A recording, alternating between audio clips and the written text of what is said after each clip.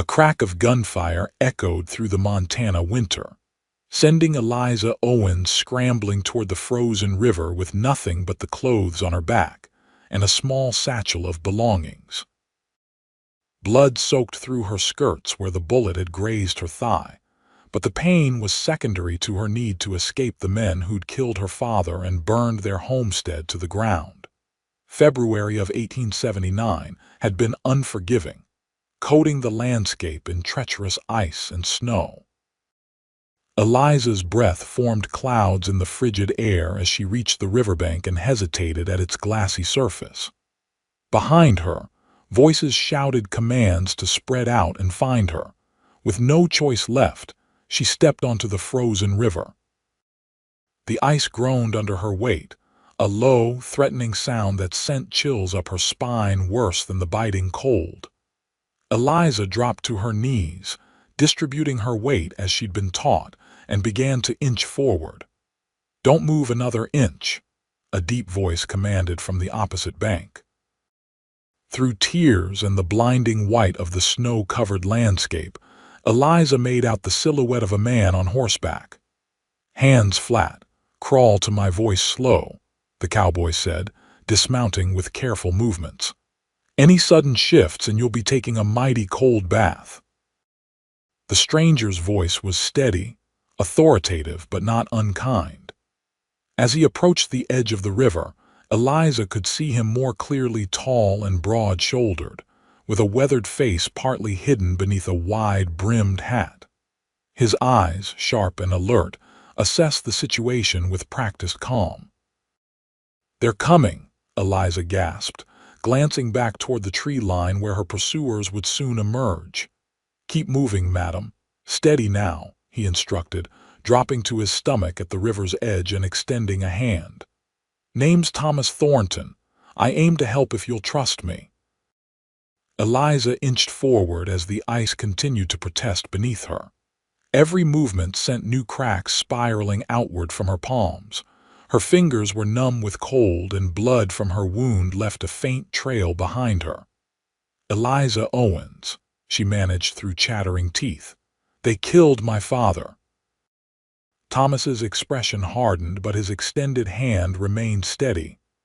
"I've got you, Miss Owens. Just a few more feet." When she was close enough, Thomas's strong grip closed around her wrist. With careful movements, he pulled her the remaining distance until she collapsed onto solid ground beside him. "Can you ride?" he asked, helping her to her feet and noticing her wince of pain. His eyes found the bloodstain on her dress. "You're hurt." "I can ride," Eliza insisted, though her legs trembled beneath her. "I have to." The shouts grew closer. Thomas wasted no time, lifting Eliza onto his horse before mounting behind her. He wrapped one arm securely around her waist and took the reins with his free hand. "Hold tight," he instructed, urging the horse forward. "My cabin's not far. We'll lose them in the pines." Eliza leaned into the warmth of the stranger as they galloped away from the river. She didn't know who Thomas Thornton was or why he'd chosen to help her. But as consciousness began to slip from her grasp, she knew he was her only chance of survival. Thomas felt the woman slump against him as they rode deeper into the forest. The storm that had threatened all day was finally rolling in, heavy snowflakes beginning to fall around them. It would cover their tracks, a blessing, but also made reaching shelter before nightfall imperative. His cabin came into view just as the snowfall intensified. It wasn't much, a simple one-room structure with a lean-to stable attached, but it was sturdy and warm. Thomas had built it himself after returning from the war 7 years ago, seeking solitude and a place to heal from wounds both visible and hidden. He dismounted carefully, supporting Eliza's unconscious form before lifting her into his arms. She was lighter than he'd expected, and the blood on her dress had spread. Inside, he gently laid her on his bed and stoked the dying embers in the fireplace, adding logs until flames crackled to life. "Miss Owens," he said softly, touching her shoulder. "Miss Owens, I need to tend to that wound." Her eyes fluttered open, confusion giving way to momentary panic until recognition dawned. "Mr. Thornton," she whispered. "Thomas," he corrected. "I need to look at your injury." "It's still bleeding." Eliza nodded weakly. "It's my leg. A bullet." Thomas moved with practiced efficiency, gathering clean cloths, a basin of water, and a bottle of whiskey. He'd patched up enough wounds during the war to know what needed doing, though treating a lady presented complications he hadn't anticipated. "I'll need to." He began awkwardly. "Do what you must," Eliza said, her cheeks flushing despite the pallor of blood loss. "I'd rather face embarrassment than death." With careful movements, Thomas pushed aside the torn fabric of her dress to reveal the wound on her outer thigh. Relief flooded through him when he saw it was indeed just a graze, deep but not life-threatening. "You're fortunate," he told her, cleaning the wound with water before warning. "This will sting something fierce." Eliza gasped and bit down on her lip as he poured whiskey over the injury, but made no other sound. Thomas worked quickly, applying pressure until the bleeding slowed, then dressing the wound with clean bandages. "You've done this before," Eliza observed once he'd finished and helped her arrange her skirts to preserve her modesty. "Army surgeon's assistant during the war," Thomas explained, offering her a cup of water. "Saw more than my share of bullet wounds." "Thank you," she said, her voice stronger now. "You saved my life twice today." Thomas nodded, moving to check on his horse and secure the cabin for the night. When he returned, Eliza had pushed herself into a sitting position, her back against the wall. "Those men," Thomas said, settling into a chair across from the bed. "Who were they?" Eliza's hands trembled slightly as she clutched the cup. "The Harlow brothers, 4 of them. They wanted our land, have been trying to drive us off for months. My father refused to sell." Her voice caught. "This morning they came with guns instead of offers." "I've heard of them," Thomas said grimly. "They've been buying up homesteads all over the county, not always by honest means." "They'll come looking for me," Eliza said. "I'm the only witness to what they did." "The storm will hide our tracks for now," Thomas assured her. "But come morning we'll need a plan." He hesitated. "Do you have family nearby, someone who can take you in?" Eliza shook her head. "It was just father and me since mother died 5 years ago. Our nearest neighbors are 10 miles south." Thomas stared into the fire, weighing their options. The Harlows were powerful men with connections throughout the territory. If they wanted Eliza dead, nowhere within 50 miles would be safe. "We'll head west," he decided. "I have a friend in Helena who can help us. He's a federal marshal." "Us?" Eliza questioned. "Mr. Thornton Thomas, you've already risked enough on my behalf. I can't ask you to upend your life." Thomas met her gaze steadily. "Miss Owens, those men saw me help you. I'm as marked as you are now. Besides," he added with a slight smile that transformed his serious face, "I can't in good conscience send an injured woman out alone in this wilderness." Eliza wanted to protest further, but exhaustion was overtaking her. "We'll discuss it in the morning," she murmured, her eyelids growing heavy. Thomas nodded, rising to add another log to the fire. "Rest now. You're safe here tonight."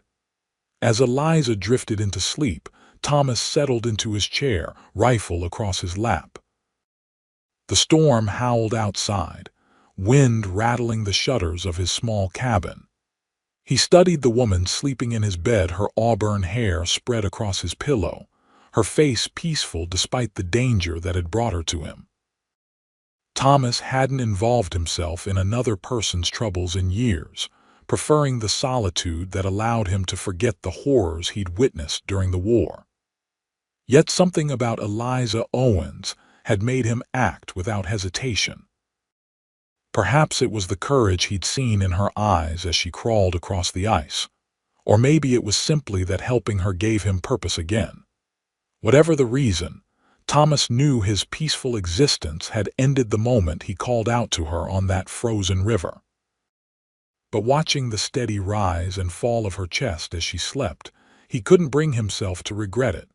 Dawn arrived with a stillness that spoke of deep snow. Thomas, who had dozed intermittently through the night, rose to check outside. The storm had blanketed the world in white, transforming the landscape into something pristine and unrecognizable. Their tracks were long gone. He heard movement behind him and turned to find Eliza attempting to stand, one hand braced against the wall for support. "You should stay off that leg," he advised, moving to help her. "I'm not one for lying about," Eliza replied with determination, though she accepted his arm. "And I believe I promised you a discussion this morning." Thomas guided her to the table where he'd set out a simple breakfast of coffee, jerky, and biscuits. "The discussion can wait until you've eaten." They shared the meal in companionable silence. Thomas noticed how Eliza's eyes took in every detail of his cabin, the books stacked neatly on a small shelf, the medical supplies organized in a wooden chest, the single-framed photograph on the wall. "Your family?" she asked, nodding toward the image of a stern-faced couple with 3 children. Thomas nodded. "My parents and sisters, they're back in Pennsylvania." "You're a long way from home," Eliza observed. "After the war, home didn't feel like home anymore," Thomas said simply. "What about you? How did you end up in Montana Territory?" "Father was a dreamer," Eliza said with a sad smile. "Always chasing the next opportunity. When Mother died, he couldn't bear to stay in Illinois where everything reminded him of her. He heard about land grants out west and decided we needed a fresh start." "And now?" Thomas asked gently. Eliza's eyes filled with tears that she quickly blinked away. "Now I suppose I'm a woman without prospects or protection in a land that offers little mercy to either." "You have protection," Thomas said firmly, "for as long as you need it." Eliza studied him. "Why are you helping me, Thomas?" "Truly?" He considered her question, rolling his coffee cup between his palms. "During the war, I saw too many people look away when they could have helped. I promised myself I wouldn't become one of them." He paused. "And there's something about you, Miss Owens.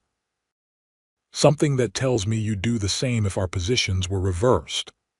"Eliza," she corrected with a small smile. "And yes, I would." Thomas nodded, satisfied. "Then it's settled. We'll leave for Helena as soon as you're strong enough to travel." "The Harlows will be watching the trails," Eliza warned. "Which is why we'll avoid them," Thomas replied. "I know these mountains better than most. There are paths they won't think to guard." Over the next 3 days, as Eliza's wound began to heal, Thomas prepared for their journey. He hunted, smoked meat, and gathered supplies, returning each evening to find Eliza's strength improving. She insisted on contributing, mending their clothes and reorganizing his medical supplies with an efficiency that impressed him. On the morning of the 4th day, Thomas returned from checking his traps to find Eliza standing in the yard, testing her weight on her injured leg. "It's much better," she reported when she saw him approaching. "Still painful, but I can ride." Thomas assessed her with a critical eye. Her color had returned, and the determination in her stance told him she wouldn't be deterred. "We'll leave at first light tomorrow," he decided. "It's a 3-day journey if the weather holds." That evening, as they sat beside the fire making final preparations, Eliza suddenly stilled her hands. "Thomas," she said quietly, "I need to know what happens after Helena, after your Marshall friend helps us with the Harlows." Thomas looked up from the map he'd been studying. "What do you want to happen?" "I don't know," she admitted. "Everything I had is gone, my father, our home." She trailed off, then squared her shoulders. "But I'm not without skills. I was a school teacher back in Illinois. Perhaps I could find a position somewhere." "Is that what you want, to teach again?" Eliza considered the question. I enjoyed teaching, but what I truly want is a home of my own again, somewhere I belong." She laughed softly, embarrassed. "Listen to me, dreaming like my father when I should be practical." "Dreams aren't impractical," Thomas said. "They give us something to work toward." He hesitated, then added, "When this is over, you'll have choices, Eliza. My friend in Helena might know of teaching positions, or—" He paused. "Or," she prompted. "Or you could stay," he said simply. "Not here, it's too close to the Harlow's territory, but there's good land farther west." "I've been thinking of moving on myself." Eliza studied him in the firelight, trying to read the meaning behind his words. "Are you proposing a business arrangement, Mr. Thornton?" "I'm not proposing anything specific," Thomas replied carefully. "Just letting you know that you have options. You don't have to face what's ahead alone." The tension eased from Eliza's shoulders. "Thank you for everything." Thomas nodded, returning to his map. But as the evening progressed, he found his gaze repeatedly drawn to the woman across from him, wondering what path she would choose when this danger had passed and hoping, against his better judgment, that it might be one they could walk together. They departed before sunrise, the world still dark and silent around them. Thomas had traded his distinctive bay horse for two less remarkable mounts from a neighboring homesteader, reasoning that the Harlows would be watching for his recognizable steed.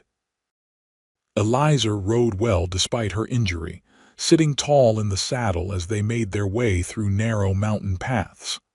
"My father insisted I learn to ride astride," she explained when Thomas commented on her skill. "Said side saddle was impractical for frontier life. Mother was scandalized." Thomas smiled at the image. "Your father sounds like a sensible man." "He was," Eliza said softly. "Stubborn and impulsive at times, but good-hearted. He deserved better than to die defending a piece of land." "Land is more than dirt and rocks," Thomas observed. "It's independence, a future." "Yes," Eliza agreed. That's exactly what it meant to him. They traveled steadily throughout the day, stopping only briefly to rest the horses and eat. Thomas kept them to lesser-known trails, often following game paths that wound through dense forests and narrow valleys. By nightfall, they had covered impressive ground, and Thomas led them to a small cave he knew of, sheltered from the wind and hidden from the main trail. "It's not as comfortable as the cabin," he apologized as they made camp. "It's perfectly adequate," Eliza assured him, helping to gather wood for a small fire. "I'm not so delicate as to expect luxury while fleeing for my life." Her matter-of-fact tone startled a laugh from Thomas.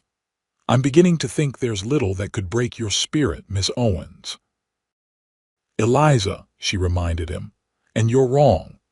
I've spent the last 3 nights waking from nightmares about my father's death. I'm not unbreakable, Thomas, just determined to keep going despite the cracks." Thomas regarded her with newfound respect. "That's true strength," he said quietly. They ate a simple meal of smoked venison and hardtack, conversing easily about inconsequential things, books they'd read, places they'd seen. As the fire burned low, Eliza asked the question that had been lingering in her mind since they'd met. "How did you come to be at the river that day?" "It's miles from your cabin and in the opposite direction from the nearest town."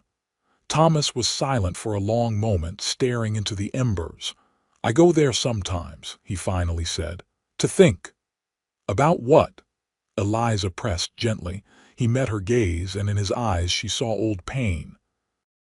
"About a choice I made during the war, a river crossing that went wrong." He shook his head.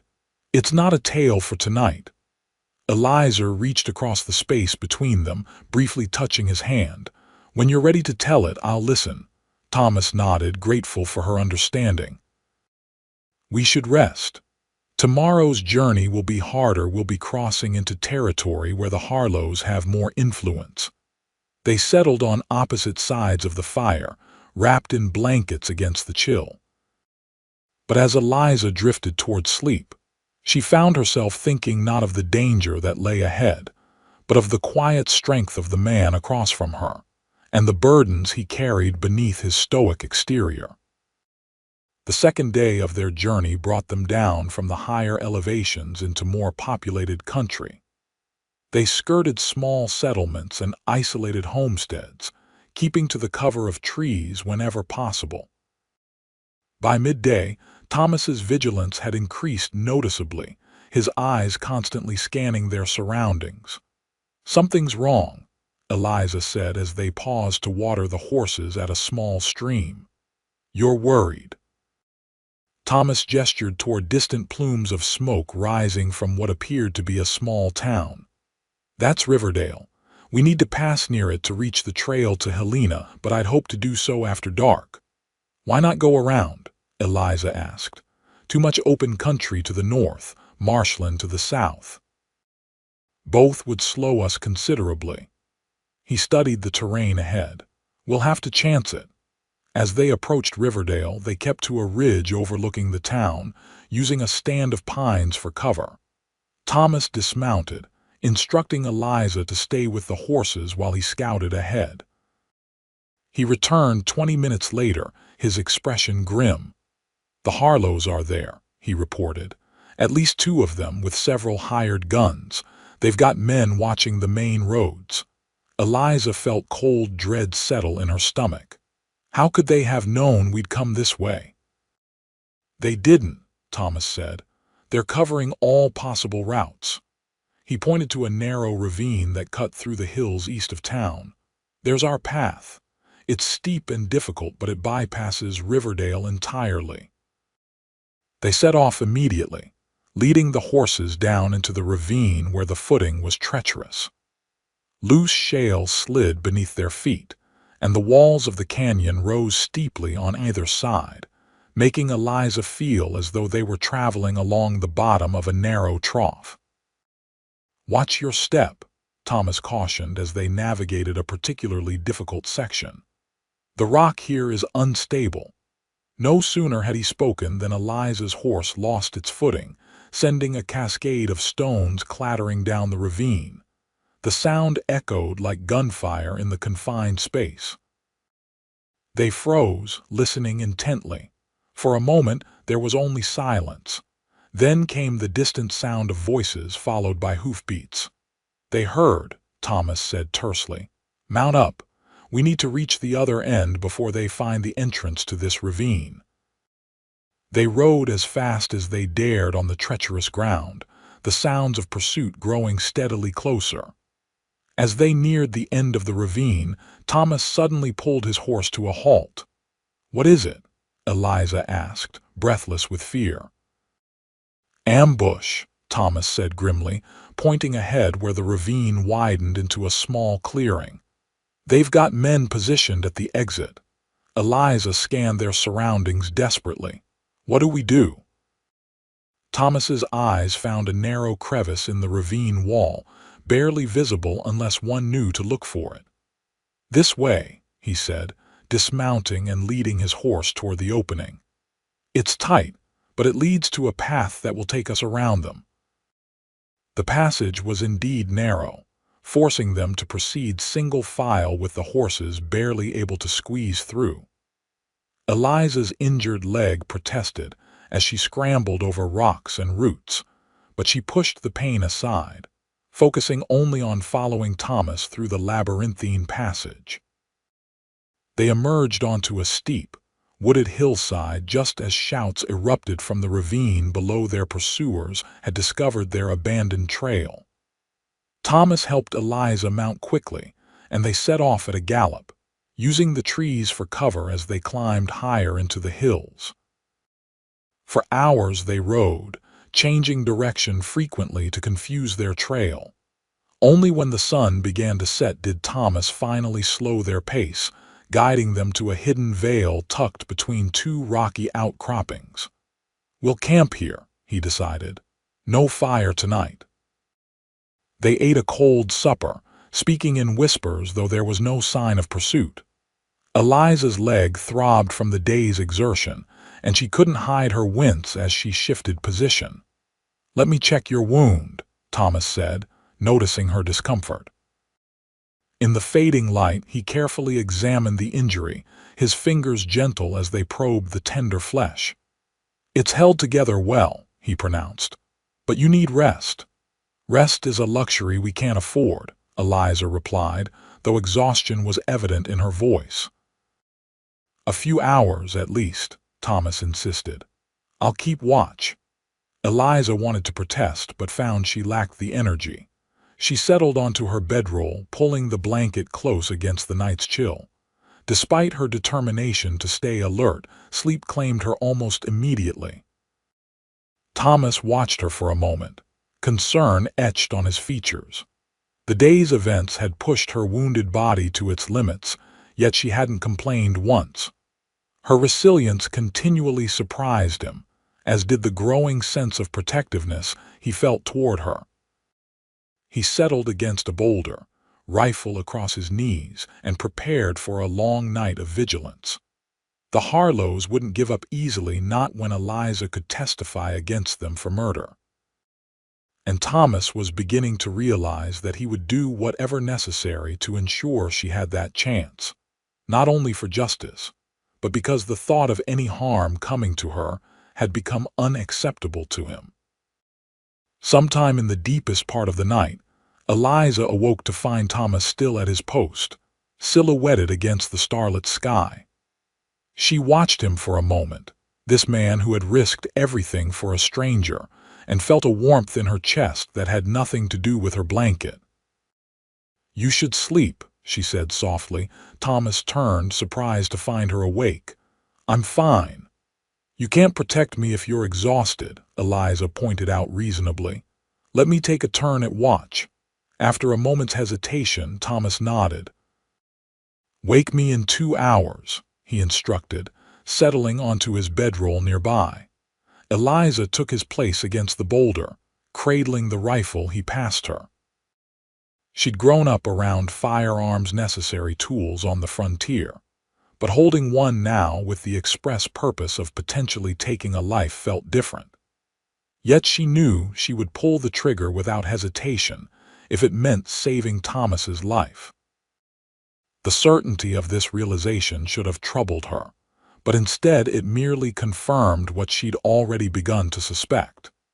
In the short time she'd known Thomas Thornton, he had become important to her in ways she hadn't anticipated. As the night deepened around them, Eliza kept her vigil, listening to Thomas's steady breathing and watching the stars wheel overhead. Tomorrow they would reach Helena in safety, but what would come after remained uncertain. The prospect of parting ways with Thomas left her with an unexpected hollowness, one she wasn't yet ready to examine too closely. Instead, she focused on the task at hand, keeping them both alive until dawn. The morning dawned clear and cold, a blessing as they set off on what Thomas assured would be their final day of travel. Helena lay less than 30 miles ahead, most of it through territory too populated for the Harlows to risk an open attack. "We'll follow the ridge until midday," Thomas explained as they mounted up, "then drop down to join the main road where it's busiest with travelers." Eliza nodded, adjusting her hat against the bright sunlight. She'd insisted Thomas take most of the night's rest, waking him only as the eastern sky began to lighten. He'd seemed surprised but grateful, and the additional sleep had erased some of the tension from his features. They rode in companionable silence for the first few hours, both lost in thought. The terrain grew less rugged as they descended from the mountains, forests giving way to rolling hills dotted with small farms and ranches. By noon, they could see the distant smudge of smoke that marked Helena's location. "We're nearly there," Thomas said as they paused to rest the horses. "Once we're in town, we'll go directly to Marshal Evans. He's a good man, he'll make sure you're protected while statements are taken." "And then?" Eliza asked, the question that had been weighing on her mind finally finding voice. Thomas met her gaze steadily. "And then you decide what you want to do next. What about you?" she pressed. "What will you do once this is over?" Before Thomas could answer, the crack of a rifle split the air. Dirt kicked up inches from Eliza's foot. "Down!" Thomas shouted, pulling her behind the cover of a large boulder as a second shot ricocheted off stone. Heart pounding, Eliza pressed herself against the rock. "Where are they?" Thomas peered carefully around the edge of their shelter. "Ridgeline to the east, at least 2 shooters." He cursed under his breath. They must have gotten ahead of us somehow. Another shot struck their boulder, sending fragments of stone flying. Their horses, tethered nearby, whinnied in panic, straining against their reins. "The animals," Eliza gasped, starting to rise. Thomas pulled her back down as a bullet whizzed overhead. "Stay put. The horses aren't worth your life." A moment later, one of the horses broke free, galloping away across the open ground. The other followed immediately, trailing its reins. Shots followed them, but the animals escaped unharmed, disappearing over a rise. "Well, that simplifies one decision," Thomas said grimly. "We're walking from here. If we can get away at all," Eliza pointed out. "We're pinned down." Thomas assessed their situation with a practiced eye. The boulder provided good cover, but they were exposed on 3 sides. The nearest additional shelter, a stand of trees, was 100 yards away across open ground. "We can't stay here," he decided. "They'll eventually work their way around to flank us. So we run for the trees." Eliza asked, eyeing the distance dubiously. "Not both of us," Thomas said. "I'll draw their fire. When they're focused on me, you make for the trees." "No," Eliza protested immediately. "I won't leave you exposed." "This isn't open for debate," Thomas said firmly. "I can move faster than you with that leg, and I'm a smaller target." His expression softened slightly. "Trust me, Eliza, I've been in worse situations." Before she could object further, Thomas removed his hat and placed it on the end of his rifle barrel. Carefully, he raised it just above the boulder. Immediately, a shot rang out, clipping the hat's brim. "Ready?" he asked, meeting Eliza's eyes with an intensity that made her breath catch. "Thomas." She began, but whatever she might have said was lost as he suddenly leapt up and dashed to the right, firing his rifle toward the distant ridge. Shots followed him, kicking up dirt at his heels as he zigzagged across the open ground. Eliza hesitated only a moment before making her decision. Instead of running for the trees as instructed, she drew the small revolver Thomas had given her for protection and moved to the edge of the boulder. Taking careful aim at the ridgeline where muzzle flashes revealed their attackers' positions, she fired 3 rapid shots. She couldn't tell if she hit anyone, but her unexpected contribution to the firefight created enough confusion for Thomas to reach a shallow depression in the ground, rolling into it for cover. Now it was Eliza who was the focus of the shooter's attention. Bullets struck the boulder around her as she ducked back, reloading with shaking hands. From his position, Thomas signaled frantically for her to make a run for the trees, but Eliza shook her head. She wouldn't leave him stranded. Instead, she waited for a lull in the shooting, then darted to another, smaller rock about 20 feet away. The movement sent pain lancing through her injured leg, but she gritted her teeth and kept moving, firing twice more toward the ridge to keep their attackers' heads down. Thomas, realizing her intent, began working his way toward her, using what little cover the uneven ground provided. They repeated this leapfrog pattern, one moving while the other provided covering fire, gradually making their way toward the distant trees. They were within 50 yards of safety when Eliza heard Thomas's sharp intake of breath as he dove for cover beside her. "You're hit," she gasped, seeing the blood spreading across his left shoulder. "Just a graze," he grunted, though his face had paled. "Keep moving." The final dash to the trees was the longest of Eliza's life. Bullets seemed to fill the air around them as they abandoned caution for speed, running straight for the shelter of the pines. Thomas stumbled once but kept going, his right hand pressed to his wounded shoulder. They collapsed behind the first line of trees, breathing hard. Shots continued to pepper their position, but with less accuracy now that they were partially concealed by foliage. "Let me see," Eliza demanded, already tearing a strip from her petticoat to use as a bandage. "Later," Thomas said. "We need to keep moving. The trees offer cover, but they'll be coming after us on foot now." He was right. In the distance, Eliza could make out figures descending from the ridge, moving purposefully in their direction. "Helena's still miles away," she said. "We'll never outpace them on foot." Thomas looked around, orienting himself. "There's a settlement about 2 miles south Miller's Creek. Small place, but they'll have horses we can buy or borrow." Supporting each other, they set off through the woods, moving as quickly as their injuries allowed. Thomas led them on a winding path, doubling back occasionally to confuse their trail. The bullet wound clearly pained him, but he pushed on with grim determination. They had covered perhaps a mile when they heard the sound of running water. Thomas altered their course slightly, and soon they emerged at the bank of a swift-flowing creek. "We'll follow the water," he decided. "It'll hide our trail." They waded into the cold stream, gasping as the icy water reached their knees. For nearly half a mile they trudged against the current, their legs growing numb and their strength flagging. When Thomas finally led them back onto dry land, they were both shivering uncontrollably. "Not much farther," Thomas encouraged, though his voice was weaker than before. The makeshift bandage on his shoulder was soaked through with blood and water. Eliza eyed him with concern. "You need proper medical attention." "So I'll see a doctor in Miller's Creek," he replied with forced lightness. "After you. Ladies first, I insist." Despite the dire circumstances, Eliza found herself smiling at his gallows humor. "Such a gentleman, even when bleeding."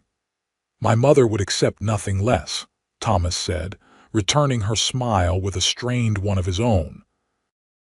They continued on, the terrain gradually becoming less wooded as they approached the settlement. When they finally crested a small rise and saw the collection of buildings that made up Miller's Creek, Eliza nearly wept with relief. The settlement consisted of little more than a general store, a smithy, a small church, and a scatter of houses, but to their eyes it was a haven. As they approached the main street, however, Thomas put out a hand to stop Eliza. "Wait," he said, his voice low. "Something's not right." Eliza followed his gaze and felt her heart sink. Tied up outside the general store were 4 horses, one of which she recognized immediately as belonging to the eldest Harlow brother. "They beat us here," she whispered. Thomas nodded grimly. "They must have split their forces. Some to follow us, others to cut off our escape routes. What do we do now?" Thomas studied the settlement, weighing their options. "There," he said finally, pointing to a small cabin set apart from the main cluster of buildings. "Smoke from the chimney, but no horse out front. Might be our best chance." Keeping to what cover they could find, they circled around the settlement until they reached the isolated cabin. Thomas approached the door cautiously, his hand on his revolver despite his injured state. His knock was answered by an elderly man who squinted at them suspiciously until he took in their bedraggled condition and Thomas's bloodied shoulder. "Good Lord, what happened to you two?" he exclaimed. "Ambush," Thomas explained tersely. "Men in town looking for us. We need help getting to Helena." The old man hesitated only briefly before stepping aside. "Come in, then. Name's Ezekiel Turner, retired cavalry." Inside the small but tidy cabin, Ezekiel quickly grasped the situation as Thomas explained their plight, leaving out only the details of why the Harlows were hunting them. The Harlows. Ezekiel spat when Thomas named their pursuers. Bad business, those men. Been terrorizing folks up and down the valley for years. He eyed Eliza speculatively. What they want with you, miss, if you don't mind my asking? They murdered my father, Eliza said quietly. I witnessed it. Ezekiel nodded as if this confirmed something for him. Got a wagon out back, he said after a moment. And a horse that ain't much to look at but can pull her weight. Could get you to Helena by nightfall if we leave soon. We can't ask you to risk yourself, Thomas protested. The old man snorted. Been looking for an excuse to visit my daughter in Helena anyway. This just speeds up my timetable. His expression grew serious. But first, let's see to that shoulder, son. While Ezekiel gathered medical supplies, Eliza helped Thomas remove his shirt. The bullet had indeed only grazed him, but it had carved a deep furrow across his upper arm and shoulder, still bleeding steadily. You were lucky, Eliza murmured as she cleaned the wound with water Ezekiel provided. Seems to be a pattern when I'm with you, Thomas replied, his voice tight with pain but his eyes warm as they met hers. Ezekiel returned with a needle, thread, and a bottle of whiskey. Drink, he instructed, handing the bottle to Thomas. Then bite on this. He offered a leather strap. Thomas took a long pull from the bottle but waved away the strap. Just do it, he said to Eliza, who had taken the needle with steady hands. Are you sure you want me to? She began. I trust you, Thomas said simply. Those 3 words gave Eliza the confidence she needed. With Ezekiel holding a lamp close to illuminate the wound, she set to work, sewing the torn flesh with small, even stitches. Thomas remained stoically silent throughout, his only reaction an occasional sharp intake of breath when the needle passed through particularly sensitive tissue. When she had finished, Ezekiel nodded approvingly. Neat work, miss. You've done this before. My father was prone to accidents, Eliza explained, bandaging Thomas's shoulder with clean cloth. I learned out of necessity. While Thomas rested and Ezekiel prepared his wagon, Eliza kept watch at the window. The Harlow brothers and their men remained in town, apparently settling in to watch the roads. She wondered how long before they thought to check the outlying cabins. Time to go, Ezekiel announced, returning from outside. I've packed some provisions and loaded the wagon. We'll take the back way out old logging trail that runs behind the property. Ain't used much these days. Thomas insisted on walking to the wagon under his own power, though Eliza could see the effort cost him. Ezekiel had prepared a space in the back, concealed by canvas and crates. You 2 hide in there, he instructed. If we're stopped, let me do the talking. The space was cramped, forcing Eliza and Thomas to press close together as Ezekiel covered them with the canvas. The wagon lurched into motion, swaying as it navigated the rough trail away from Miller's Creek. For what seemed like hours, they endured the uncomfortable journey in silence, the only sounds the creak of the wagon wheels and Ezekiel's occasional commands to his horse. Gradually, the jolting motion eased as they reached a smoother road. In the confined space, Eliza became intensely aware of Thomas, beside her the warmth of his body, the rhythm of his breathing, the occasional wince when the wagon hit a particularly deep rut. Without thinking, she reached for his hand in the darkness. His fingers closed around hers immediately, a silent acknowledgement of their shared predicament and something more that neither was ready to name. Thank you, she whispered, her lips close to his ear, for everything. Thomas turned his head slightly, their faces mere inches apart in the darkness. I should be thanking you, he murmured, if you hadn't provided covering fire back there. We make a good team, Eliza observed. She felt rather than saw his smile. Yes, we do. A sudden commotion ahead interrupted their quiet moment, voices calling for the wagon to halt, followed by Ezekiel's reply, too muffled for them to make out clearly. The wagon stopped and they held their breath, hands still clasped tightly together. Footsteps approached, circling the wagon. Thomas silently drew his revolver with his free hand, and Eliza did the same. If they were discovered, they would not be taken without a fight. "What's in the back?" a gruff voice demanded. "Just supplies for my daughter and Helena," Ezekiel replied calmly. "Got a sick grandchild waiting on medicines. Mind if we take a look?" the voice persisted. "Rather you didn't," Ezekiel said. "Got delicate items packed careful-like." There was a tense silence, then the sound of more footsteps approaching. A new voice, one that made Eliza's blood run cold, spoke up. "Let him pass, Jenkins. Old man like this wouldn't be harboring fugitives." It was Victor Harlow, the eldest brother. "Besides, we've got men watching all approaches to Helena. If they're heading that way, we'll catch them." The wagon remained still for a moment longer, then lurched back into motion. Eliza didn't realize she'd been holding her breath until Thomas squeezed her hand, reminding her to exhale. They traveled for another hour before Ezekiel deemed it safe to speak to them. "Coast is clear for now," he called quietly. "But there's a problem. They've got the main road to Helena watched just like they said. We'll need to take the long way around through Granite Pass." "How much time will that add?" Thomas asked, his voice betraying his concern. "Half a day at least," Ezekiel replied. "And the pass can be tricky this time of year. Still plenty of snow up there." Thomas and Eliza exchanged worried glances in the dim light filtering through the canvas.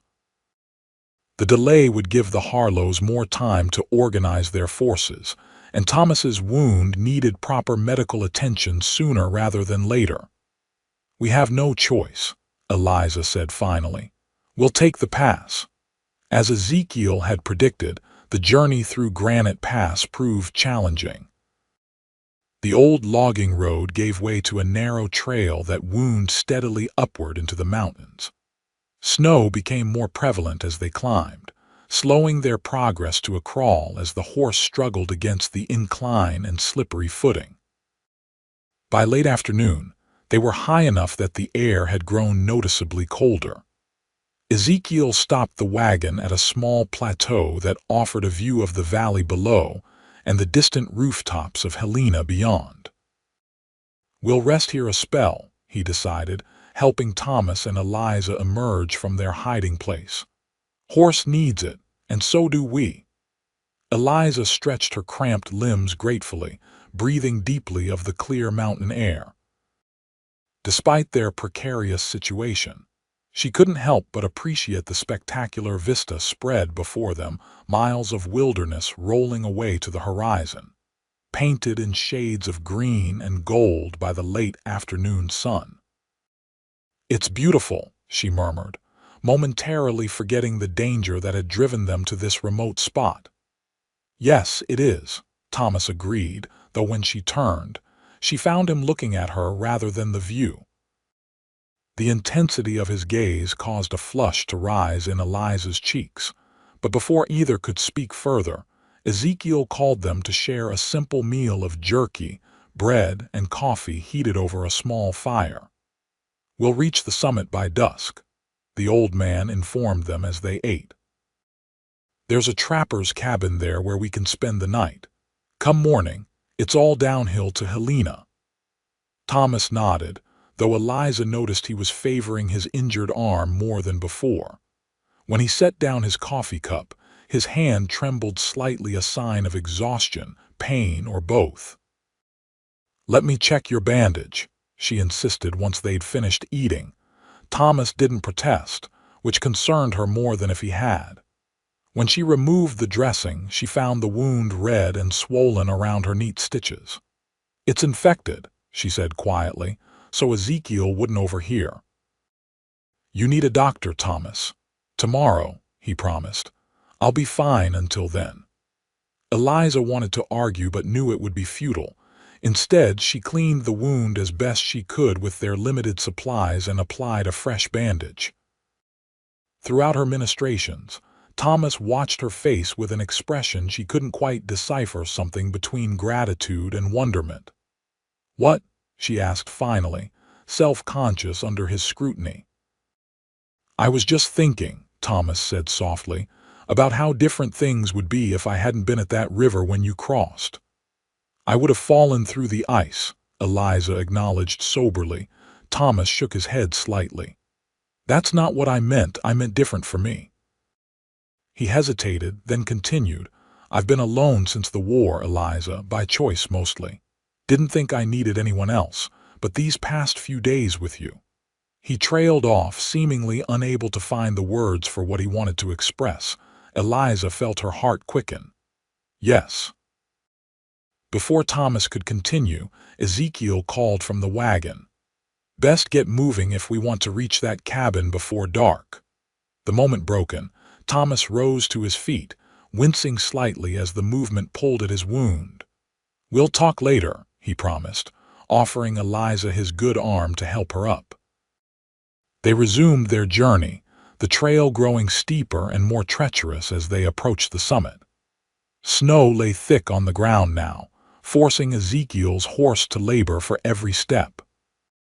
When they finally crested the pass, twilight was deepening around them, the first stars appearing in the eastern sky. The trapper's cabin was little more than a crude shelter, a single room with a stone fireplace, rough plank walls, and a dirt floor. But after their grueling journey, it seemed a palace to the weary travelers. While Ezekiel tended to his horse in the small lean-to attached to the cabin, Eliza set about making the interior as habitable as possible. She swept the dirt floor with a makeshift broom of pine branches, built a fire in the fireplace, and arranged their meager supplies for the night ahead. Thomas tried to help despite his worsening condition, but Eliza firmly directed him to sit by the fire. "Rest," she instructed. "That's how you can be most useful right now." He complied without argument, another worrying sign. When Ezekiel returned, he took one look at Thomas's flushed face and shook his head. "Fever's setting in," the old man observed. "Got some willow bark in my supplies. Make a tea that might help." While Ezekiel prepared the medicinal brew, Eliza sat beside Thomas, her concern growing as she felt the heat radiating from his skin. "You should have said something sooner," she chided gently, brushing damp hair from his forehead. "And what would that have changed?" Thomas asked reasonably. "We still needed to reach the pass." Eliza had no answer for that. Instead, she helped him drink the bitter tea Ezekiel prepared, then insisted he lie down on the rough pallet she'd made near the fire. Despite his protests that he should take the first watch, Thomas was asleep within minutes, his breathing labored and his face troubled even in slumber. "He's a stubborn one," Ezekiel commented, settling on the opposite side of the fire. "Yes," Eliza agreed, her eyes not leaving Thomas's face. "But brave, honorable." The old man studied her for a moment. "Known him long?" "No," Eliza admitted. "Less than a week, in fact." Ezekiel raised his eyebrows but said only, "Sometimes it doesn't take long to know the measure of a person."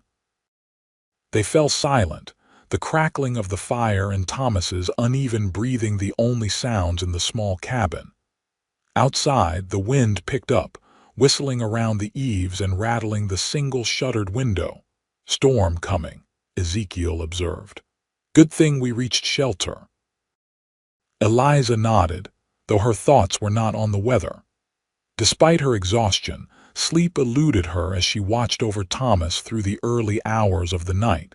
His fever seemed to worsen as midnight approached, his sleep growing more restless.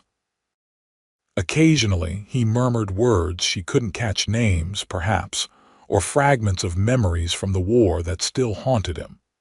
When Ezekiel finally insisted on taking a turn at watch so she could rest, Eliza reluctantly stretched out on her bedroll near Thomas. Though she'd intended only to close her eyes briefly, the events of the past days caught up with her, and she fell into a deep slumber. She woke with a start some hours later, disoriented in the semi-darkness. The fire had burned low, casting long shadows across the cabin. Ezekiel was snoring softly from his position by the door, his rifle across his knees. What had woken her? Eliza listened intently, hearing only the continued howl of the wind and the occasional pop from the dying embers. Then she realized Thomas was no longer beside her. Rising quickly, she looked around the small space and felt a jolt of alarm when she couldn't immediately locate him. Then she spotted him standing at the window, the shutter pushed slightly open as he peered out into the night. "Thomas," she whispered, approaching cautiously. "You should be resting." He turned at the sound of her voice, his face ghastly pale in the faint light from the fire. "There's someone out there," he said, his voice hoarse with fever. Eliza joined him at the window, straining to see through the narrow opening. Outside, snow was falling heavily, reducing visibility to mere feet beyond the cabin walls. "I don't see anyone," she said gently. "It's just the storm." Thomas shook his head stubbornly. "I heard voices, men approaching." Eliza placed a hand on his arm and found his skin burning hot to the touch. "It's the fever making you imagine things," she tried to reassure him. "Come back to bed." "No," Thomas insisted, reaching for his gun belt hanging nearby. "Have to keep watch, keep you safe." Before Eliza could stop him, he had buckled on his revolver and moved to the door. The movement woke Ezekiel, who blinked in confusion at the sight of Thomas fully armed and clearly unwell. "What's going on?" the old man asked, rising stiffly to his feet. "He thinks there's someone outside," Eliza explained quickly. "But it's the fever talking. I can't get him to lie down again." Ezekiel nodded, understanding. "Let me try," he said, approaching Thomas as one might a spooked horse. "Son, let me check outside. You stay here with the lady." For a moment, Thomas seemed ready to argue, but then he swayed slightly on his feet. "Be careful," he warned as Ezekiel took his place at the door. The old man nodded solemnly. "Always am." He glanced at Eliza, silently instructing her to get Thomas back to his pallet. While Ezekiel made a show of checking outside, though Eliza was certain he would see nothing in the blizzard conditions, she managed to coax Thomas back to the fire. "Just for a moment," she promised when he protested. "To warm up. Then you can keep watch again if needed." It was a small deception, but an effective one. Once seated, Thomas's flagging strength deserted him. Eliza placed a cool cloth on his forehead, murmuring reassurances as his eyelids drooped despite his determination to remain alert. Ezekiel returned, shaking snow from his coat. "Nothing out there but a whole heap of white," he reported. "Storm's getting worse, though. Might be stuck here longer than we planned." Eliza nodded, her concern growing as she felt Thomas's forehead again. His fever seemed even higher now, and his breathing had taken on a worrying rattle. "Will he make it to Helena?" she asked quietly once Thomas had fallen into an uneasy sleep. Ezekiel considered the question with the frankness of a man who had seen too much death to sugarcoat its possibility. "Hard to say. Depends on how deep the infection's set and how strong he is." "He's strong," Eliza said with conviction. "Stronger than anyone I've known." The old man nodded, something like approval in his weathered features. "Then he's got a fighting chance." He paused, then added, "especially with something worth fighting for." Eliza felt her cheeks warm at the implication, but didn't deny it. Instead, she settled in for another long vigil beside the man who had risked everything to save her, a man she was only now admitting to herself she couldn't bear to lose. The storm raged throughout the night and well into the following day, trapping them in the small cabin. Thomas's condition worsened despite their best efforts, his fever climbing until he no longer recognized his companions, lost in delirious memories of battles long past and comrades long dead. Ezekiel ventured out briefly to tend to his horse and reported that the snow was already knee-deep and still falling. "No traveling in this," he pronounced grimly. "Not unless we want to end up frozen in a drift." Eliza hardly heard him, her attention fixed on Thomas as she bathed his burning face with snow melted by the fire. "Fight," she whispered to him when Ezekiel moved away. "Please fight. I can't lose you now." Whether he heard her or not, Thomas continued to battle the infection ravaging his body. By evening of the second day, Eliza was nearly at her wits' end with worry when his fever finally broke, sweat soaking his clothes as his temperature fell to more normal levels. "That's a good sign," Ezekiel said encouragingly when Eliza reported the change. "Body's winning the fight." Thomas slept peacefully after that, his breathing easier and his face relaxed. Outside, the storm gradually subsided, leaving a transformed landscape of pristine white stretching as far as the eye could see.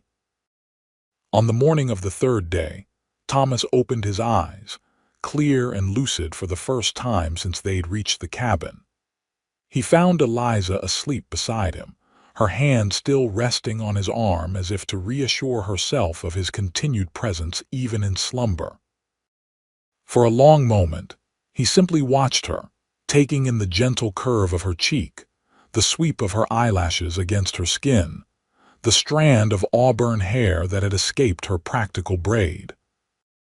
In repose, the worry that had lined her face these past days was absent, making her look younger, more vulnerable.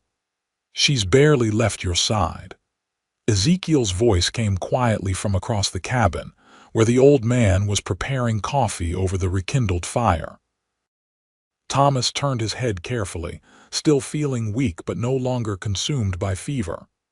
"How long?" he asked, his voice rough from disuse. 3 days, Ezekiel replied. "Storm's past now. Road down to Helena should be passable by midday." Thomas tried to sit up, wincing as the movement pulled at his wounded shoulder. The sharp intake of breath was enough to wake Eliza, who came alert instantly, her eyes finding his. "Thomas," she breathed, relief washing over her features. "You're awake." "Thanks to you, it seems," he replied with a small smile. "Ezekiel tells me you've been my guardian angel." Eliza flushed slightly but met his gaze steadily. "You would have done the same for me." "Yes," Thomas agreed simply.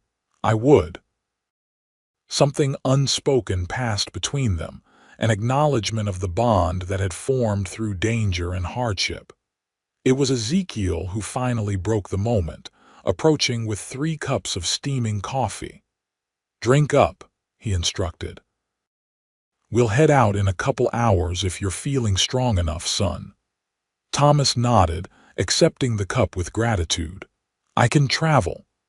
Eliza looked as if she wanted to protest but held her tongue, knowing they had already delayed longer than was safe. The Harlows might have been temporarily thwarted by the storm, but they wouldn't have abandoned their pursuit. They departed the cabin at midday as Ezekiel had suggested, the wagon moving slowly through the deep snow.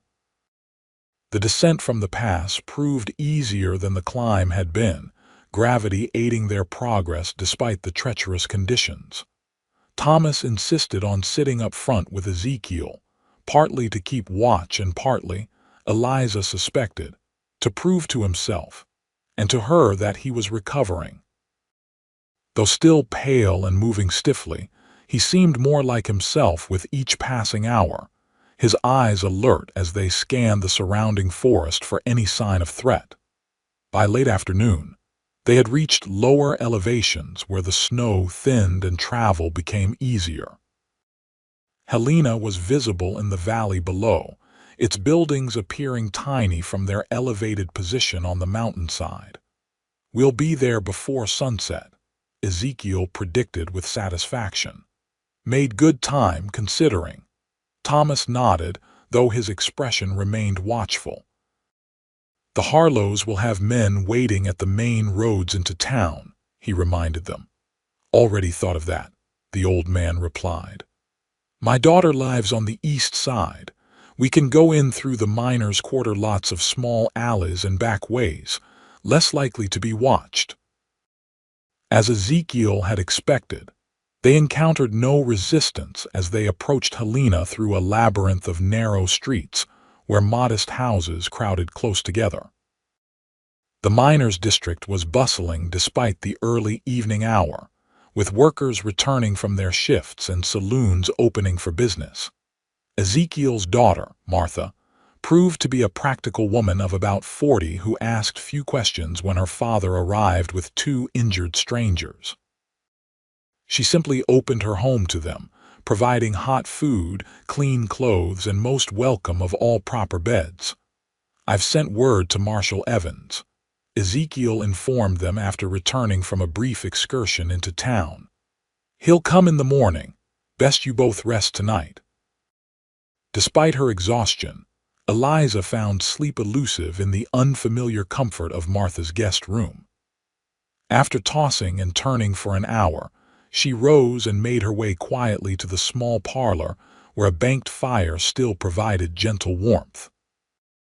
She wasn't entirely surprised to find Thomas already there, seated in a chair by the window where he could observe the street outside.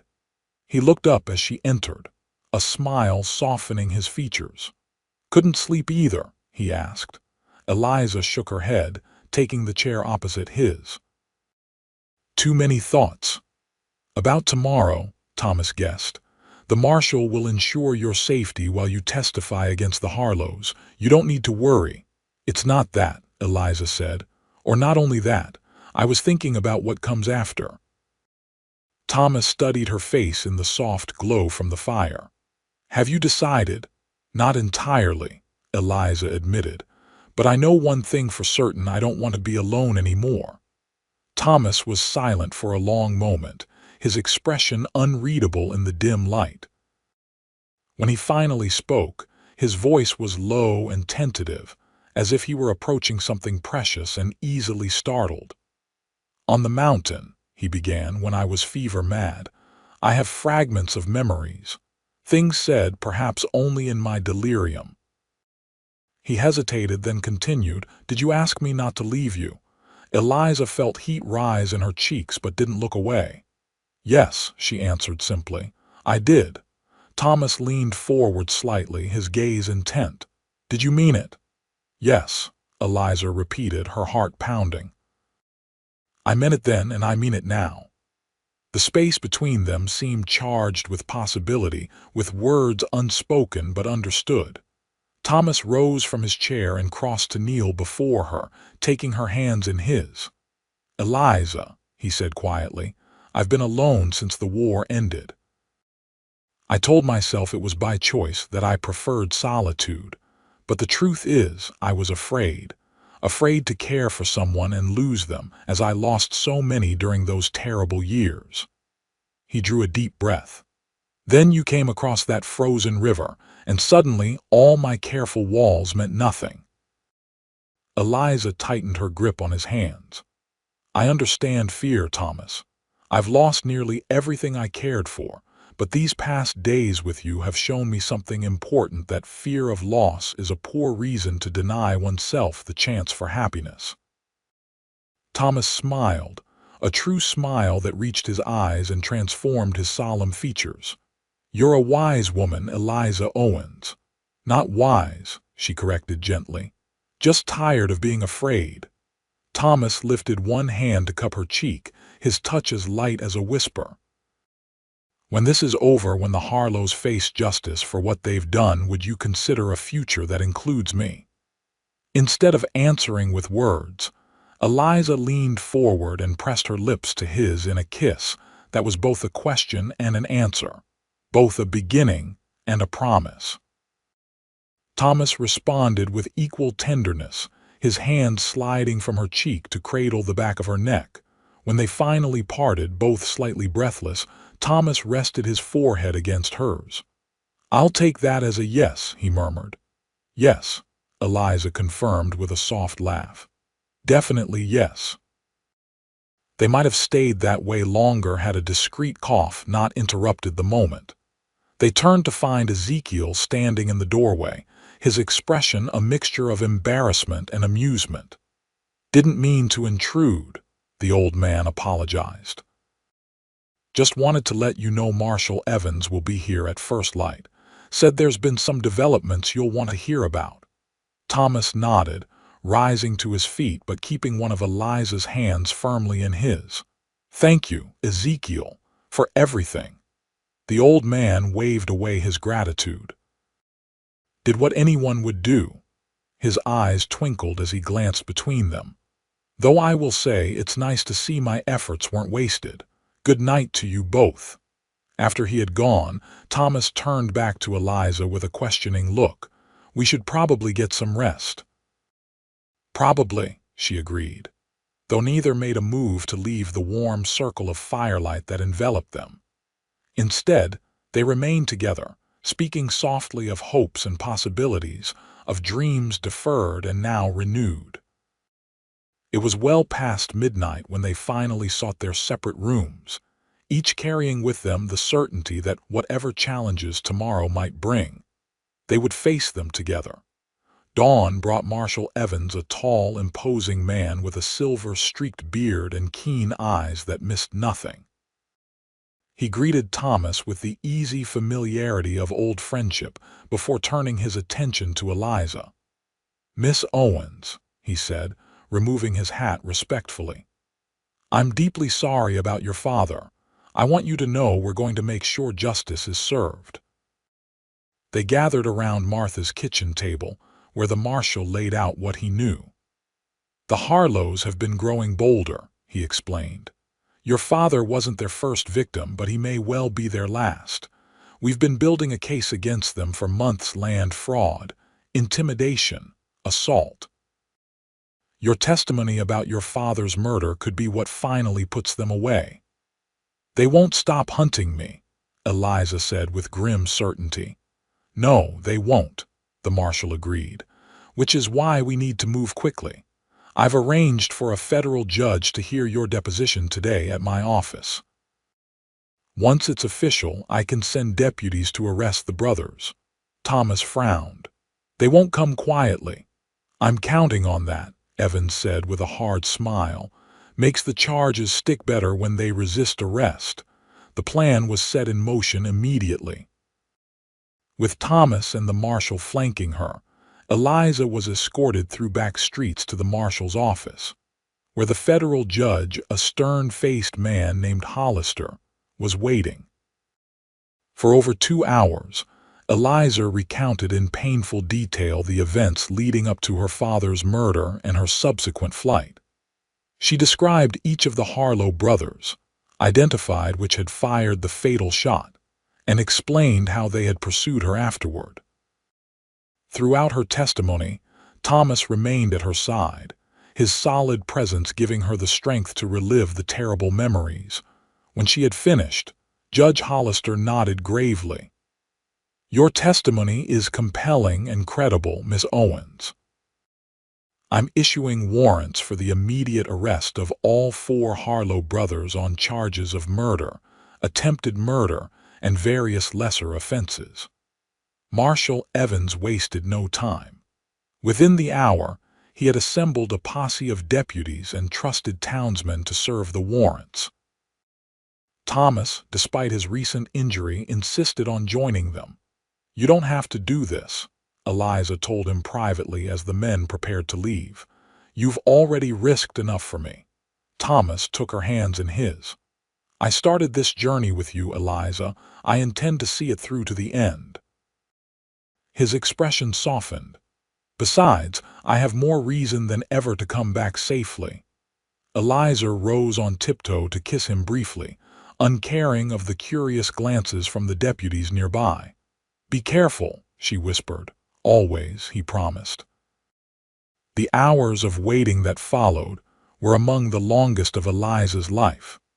She remained at the marshal's office with Judge Hollister and a deputy named Collins for protection, pacing the floor until the judge gently suggested she sit before she wore a path in the floorboards. It was nearly dusk when they heard horses approaching. Eliza rushed to the window, her heart in her throat as she watched the posse return. Thomas rode beside Marshal Evans, looking weary but unhurt. Behind them came several other riders escorting 3 bound men, the Harlow brothers. "Only 3, she breathed, turning to Deputy Collins with a questioning look. "Victor Harlow," the deputy explained grimly. "Oldest brother, mean as a snake, probably put up more of a fight than the others." Marshal Evans confirmed this when he entered the office a few minutes later. "Victor decided to die rather than face a hangman's noose," he reported. "The others surrendered once he fell." Thomas followed him in, immediately crossing to Eliza's side. "It's over," he told her quietly. "They can't hurt you anymore." Judge Hollister cleared his throat. "Not quite over, I'm afraid. There will be a trial, though with 3 witnesses turning against each other trying to save their own skins. I don't anticipate it will be a lengthy one. Miss Owens will need to remain in Helena until then," the marshal added, "for her safety and to testify when the time comes." Eliza nodded her understanding. The prospect of staying in the unfamiliar town should have been daunting, but with Thomas at her side, she found she could face it with equanimity. "I have arrangements to make regarding my father's property," she said, "and I suppose I'll need to find accommodation here until the trial." "Already taken care of," Thomas said. "Ezekiel's daughter has offered to let you stay with her for as long as needed."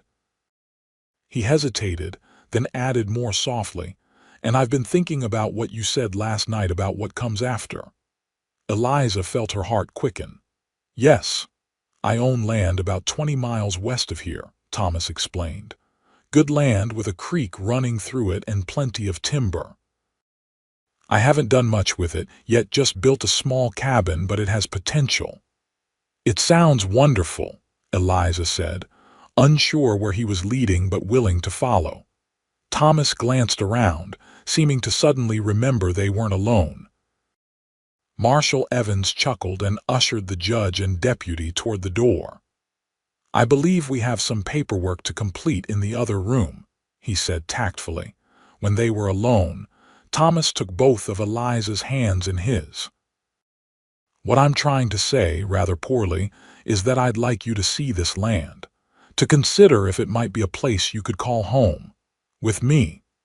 The directness of his proposal took Eliza's breath away. They had known each other such a short time, yet it felt as if they had shared a lifetime of experiences in those few intense days. "Are you certain?" she asked. "This isn't just gratitude or obligation." Thomas shook his head firmly. "Eliza, when I pulled you from that frozen river, I had no idea you would change my life so completely. I've spent years hiding from the world, from connections, from the possibility of loss. You've reminded me what it means to live fully, to care deeply." He paused, his eyes never leaving hers. "I love you. It may seem sudden, even foolish, but I know my own heart." Eliza felt tears welling in her eyes, but they were tears of joy rather than sorrow. "It doesn't seem foolish to me," she whispered. "Not when I feel the same way." Thomas's face transformed with hope. "You do." "I do," Eliza confirmed. "I love you, Thomas Thornton, and yes, I would very much like to see this land of yours and consider making it our home." The kiss they shared then was a seal on their declaration, a promise of a future neither had dared imagine just days before. When they finally parted, Thomas rested his forehead against hers, his voice thick with emotion as he spoke. "When I was at my lowest during the war, I made a promise to myself that if I survived, I would build something meaningful with whatever life I had left. For years, I thought that meant solitude and independence. Now I know it meant waiting for you." Eliza pressed her hand to his cheek, her heart full to overflowing. "Then let's build something meaningful together," she said softly. "Something that honors those we've lost and celebrates the life we've found."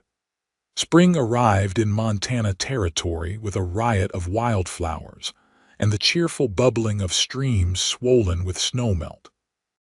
6 months had passed since the day Thomas had pulled Eliza from the frozen river, months that had brought both closure and new beginnings. The trial of the Harlow brothers had concluded as Judge Hollister predicted swiftly and with justice served. All three were sentenced to hang, though the youngest received a governor's commutation to life imprisonment in exchange for his testimony against his siblings. The Harlow land holdings, acquired through intimidation and murder, were seized by the territorial government and offered for sale to the settlers who had been driven from them. Eliza, with Thomas's encouragement, had filed a claim to reclaim her father's homestead. Not to live there, the memories were too painful for that, but to ensure it passed to someone who would respect the land and the sacrifice made for it. In the end, she sold it to a young family with 3 small children and dreams of building a future in the West. The proceeds, combined with what she recovered from the ruins of their cabin, provided Eliza with a modest nest egg enough to start fresh with dignity and independence. But it was not money that brought her happiness in these months of renewal. On a perfect June morning, with Ezekiel, Martha, and Marshall Evans as witnesses, Eliza Owens became Eliza Thornton in a simple ceremony at Helena's small church. She wore a dress of pale blue silk that Thomas had insisted on ordering from Denver, though she protested the extravagance. "You'll only be a bride once," he'd said with a smile that still made her heart skip. "Let me give you this." After the ceremony, they returned to the land that had become their home, 20 acres of promising soil with a creek running through a meadow backed by pine forest. The cabin Thomas had built was small but sturdy, and throughout the winter and early spring, they had worked together to expand it, adding a second room and a covered porch where they could sit and watch the sunset over the distant mountains. "Mrs. Thornton," Thomas said as he lifted her from their wagon, "welcome home." Eliza laughed as her new husband carried her across the threshold of their cabin, a tradition he had insisted upon. "I've been living here for months," she reminded him. "Is this truly necessary?" "Absolutely," Thomas confirmed, setting her gently on her feet but keeping his arms around her waist. "Everything begins anew today." Looking around the cabin that they had built together, at the shelves lined with her books and his medical supplies, at the quilt her mother had made spread across their bed, at the windows she had insisted on making larger to let in more light, Eliza felt a sense of rightness settle deep in her soul. "Do you ever think about that day on the river?" she asked, turning in Thomas's embrace to face him. "How different things might have been if you hadn't been there." "Sometimes," Thomas admitted. "But I believe we would have found each other somehow, even if it had been a different time, a different place. Some souls are meant to journey together." Eliza smiled at the unexpected poetry from her practical husband. "The war left more marks on you than just scars, didn't it? There's a philosopher hiding beneath that cowboy exterior." Thomas laughed, the sound free and unguarded in a way it hadn't been when they first met. "Only you would see that," he said, brushing a strand of hair from her face with gentle fingers. "Only you have ever seen all of me. And only you saw strength in me when I felt most broken," Eliza replied softly. "We healed each other, Thomas, and will continue to do so every day," he promised, sealing his words with a kiss that spoke of the journey behind them and the countless days of joy that lay ahead. That evening, they sat on their porch as the setting sun painted the western sky in hues of gold and crimson. In the meadow before them, wildflowers nodded in the gentle breeze, and from the forest came the peaceful sounds of birds settling for the night. Thomas's arm was around Eliza's shoulders, her head resting comfortably against him as they shared the simple pleasure of being together at the end of the day. "I was thinking," Thomas said after a comfortable silence, "about adding on to the cabin again next spring." "Oh." Eliza tilted her head to look up at him. "What did you have in mind?" A smile tugged at the corner of his mouth. "A smaller room adjoining ours, with a window facing the sunrise." It took Eliza a moment to understand his meaning, but when she did, her eyes widened. "Thomas, are you suggesting that our family might grow?" he finished, his expression hopeful but uncertain. "Yes, if you're agreeable. I know we haven't discussed it specifically, but I thought perhaps someday." Eliza's smile was radiant as she placed his hand over her abdomen. "Someday may be sooner than you think," she said softly. Thomas stared at her, comprehension dawning slowly. "Eliza," he breathed, "are you saying?" She nodded, joy and nervousness mingling in her expression. "I wasn't certain until a few days ago. I wanted to be sure before I told you. But yes, Thomas, we're going to have a child." For a moment, Thomas seemed unable to speak, overwhelmed by emotion.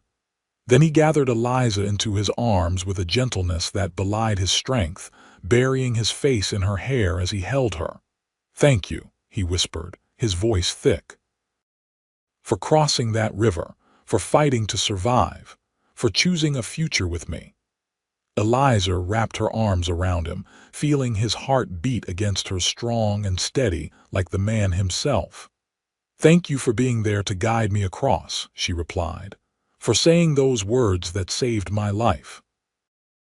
They held each other as twilight deepened into night, the first stars appearing in the vast Montana sky above them. Neither felt the need to move indoors just yet, content to remain wrapped in each other's embrace, wrapped in the promise of tomorrow. In the years that followed, the small cabin grew along with their family, first with the arrival of a daughter they named Catherine after Eliza's mother, then a son they called James in honor of Thomas's father. The land prospered under their care, the meadow eventually giving way to fields of wheat and barley, with orchards planted along the creek banks. They faced challenges, as all pioneers did: harsh winters, summer droughts, the ordinary trials of raising children in a land that demanded resilience. But they faced each difficulty together, drawing strength from the bond that had been forged in those desperate days of flight and healing. Sometimes, on winter evenings when snow blanketed their expanded homestead, Thomas would tell their children the story of how he had met their mother, of a frozen river and a brave crossing, of whispered instructions that had saved a life and begun a love story neither had expected. "Hands flat, crawl to my voice slow," the children would recite, familiar with their father's words and the tale that followed. And Eliza would listen, her heart full as she watched her husband animate the adventure for their rapt audience, knowing that of all the paths her life might have taken, she had found the one that led home, not to a place, but to the people who made any place home. On the 10th anniversary of their meeting, Thomas surprised Eliza with a special gift, a small painting he had commissioned from an artist in Helena, depicting the moment at the river when their lives had intersected. It hung over their fireplace, a reminder of how the most important journeys often begin with a single courageous step. "You ever regret it?" Eliza asked that night as they sat before the fire, their children asleep in their rooms, calling out to a stranger that day. "Taking on someone else's troubles." Thomas took her hand, his fingers tracing the gold band that had rested there for nearly a decade. "Not for a single moment," he answered without hesitation. "Every joy in my life came from that decision, you, our children, this home we've built together." He smiled, the firelight highlighting the silver that had begun to thread through his hair at the temples. Besides, they weren't someone else's troubles for long. They became ours, just as all our joys and sorrows have been shared since that day. Eliza leaned against him, content in the knowledge that their story begun in danger and desperation, beside a frozen river, had become one of enduring love and hard-won happiness. A story still being written with each passing day, each new challenge faced together, each quiet moment of understanding between two souls who had found in each other exactly what they needed to be whole. "To the river," she said softly, raising her cup in a toast. "To the river," Thomas agreed, his eyes warm with love as they clinked their cups together. "And to all the paths that brought us home,